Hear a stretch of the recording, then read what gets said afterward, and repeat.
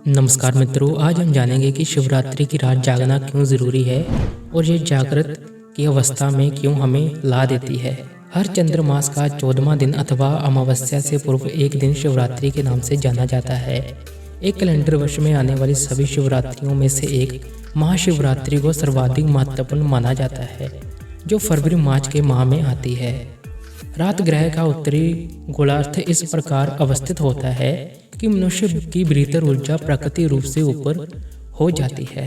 ये एक ऐसा दिन है जब प्रकृति मनुष्य के उसके ऊपर आध्यात्मिक शिखर तक जाने में मदद करती है।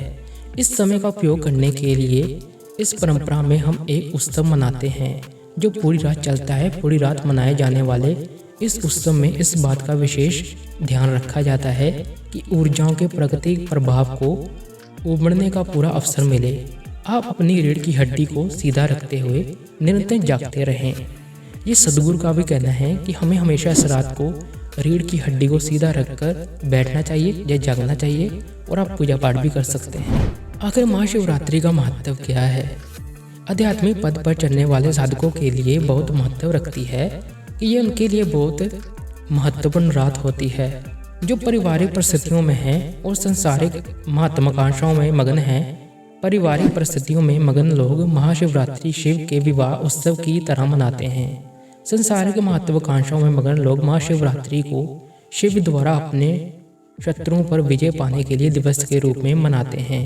परंतु साधकों के लिए यह वह दिन है जिस दिन वह कैलाश पर्वत के साथ एकात्म हो गए थे।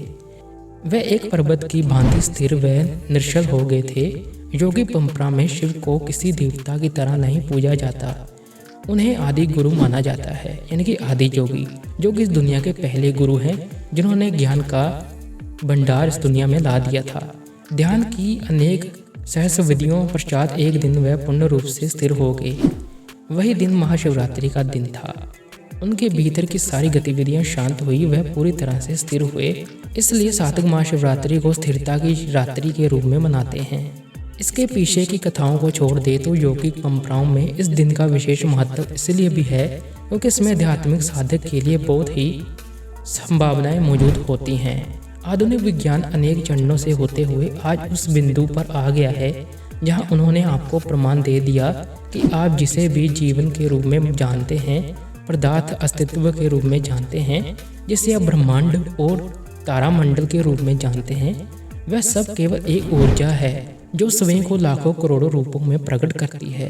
ये वैज्ञानिक तथा प्रत्येक योगी के लिए एक अनुभव से उपजा सत्य है। योगी शब्द से तात्पर्य उस व्यक्ति से है जिसने अस्तित्व को एकाग्रित होकर जान लिया। जब मैं कहता हूँ योगी तो मैं किसी विशेष अभ्यास तंत्र की बात नहीं कर रहा। इसलिए असीम विस्तार को तथा अस्तित्व में एकात्म भाव को जानने की सारी चाह योग है।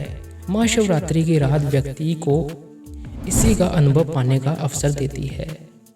महाशिवरात्रि महीने का सबसे ज़्यादा अंधेरे से भरा दिन है। शिवरात्रि माह में सबसे अंधकारपूर्ण दिवस होता है। प्रत्येक महाशिवरात्रि उत्सव तथा महाशिवरात्रि उत्सव मनाया जाता है मानो हम अंधकार का उत्सव मना रहे हों, परंतु शिव का सात्विक अर्थ है कि यही है जो नहीं है, जो है वह अस्तित्व है और सर्जन है, जो नहीं है वह शिव है, जो नहीं है उसका अर्थ है। अगर आप अपनी आंखें खोलकर आसपास देखें और आपके पास सूक्ष्म दृष्टि है तो आप बहुत सारी रचना देख सकेंगे। अगर आपकी दृष्टि केवल विशाल वस्तु पर जाती है तो आप देखेंगे कि विशालात्मक शून्य ही है। अस्तित्व की सबसे बड़ी उपस्थिति है कि कुछ ऐसे बिंदु जिन्हें हम आकाश गंगा कहते हैं वह तो दिखाई देते हैं, परंतु उन्हें थामे रहने वाली विशाल शून्यता सभी लोगों को दिखाई नहीं देती। इस विस्तार, इस असीम, इस रिक्तता को शिव कहा जाता है। शिवरात्रि के दिन प्रकाश आपके मन की एक छोटी सी घटना है। प्रकाश शास्त्र नहीं है कि यह सदा एक सीमित संभावना है, क्योंकि यह घट कर समाप्त हो जाती है। हम जानते हैं कि इस ग्रह पर सूर्य प्रकाश का सबसे बड़ा स्रोत है।